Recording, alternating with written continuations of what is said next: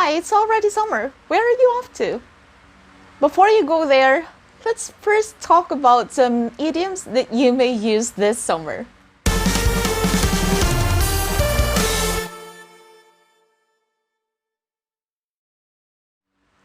Hi again, this is Anne from Just Random English. I teach English lessons here on vocabulary, grammar, and pronunciation. Today we're gonna focus on idioms or phrases, fixed English expressions that you may use this summer. Learning English expressions is fun and it can actually help you sound better in English because you may replace simple phrases or common words in English that you use in everyday conversation to sound better. For example, in the beginning of this video, I asked you, where are you off to? Instead of me asking, where are you going? I asked, where are you off to?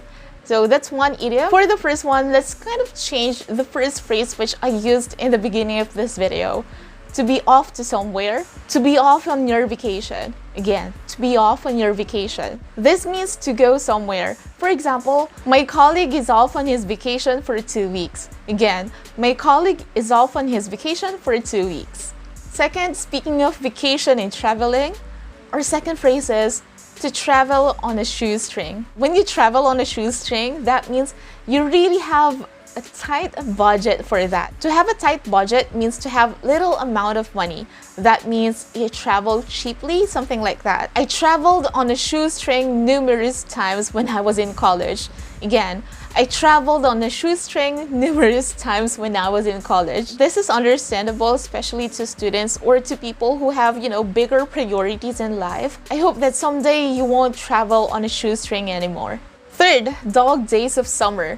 Dog days of summer, we're not actually talking about literal dogs here or the animals. We're talking about the hottest days in summer. These are the days when we don't almost want to go out of our house except for important things or except that we really have to because we have to go to work. We normally experience this in the middle of summer because that's when the peak is. So you may say, oh, it's the dog days of summer again. Example sentence, read this with me.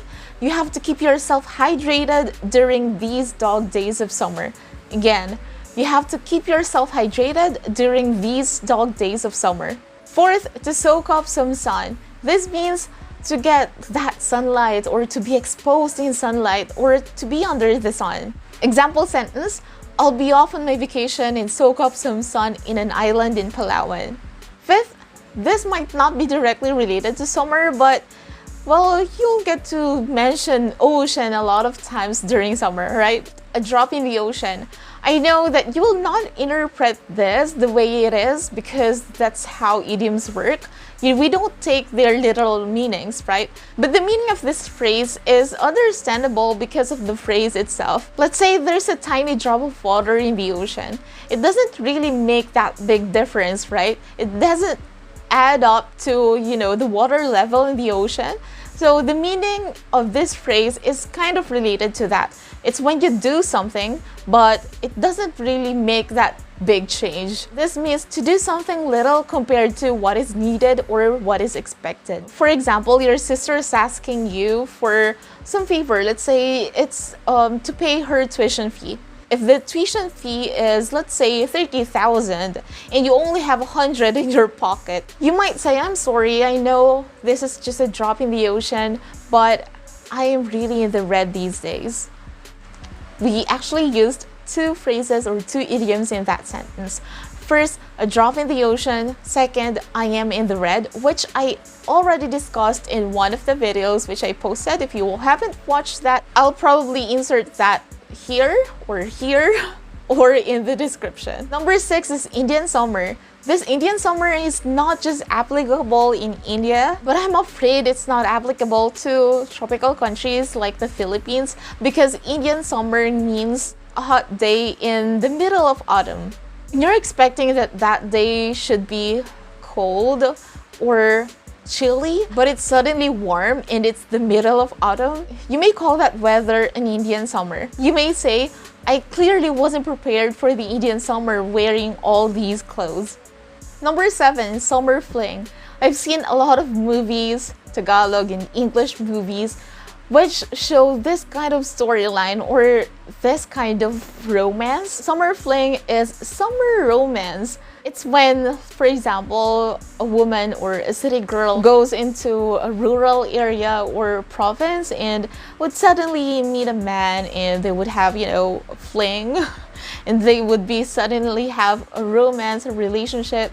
But that romance or that relationship will just end there. Summer fling is usually a short but sweet summer romance. She had a summer fling with my cousin when she stayed in our house last year. Again, she had a summer fling with my cousin when she stayed in our house last year. Number 8 is summer solstice. Summer solstice is the longest day of the year. Well, we do only have 24 hours a day, and that goes the same all throughout the year, but we mean to say here the day when the sun is visible for a very long time. To some cultures, summer solstice has symbolism. In some countries, summer solstice is usually in June. Number 9, the last one, like a fish out of water. When you say that you're like a fish out of water, you're saying that you are in a situation where you're uncomfortable because that is unfamiliar to you. Usually we say this when you are doing something for the first time. For example, I felt like a fish out of water during our family reunion.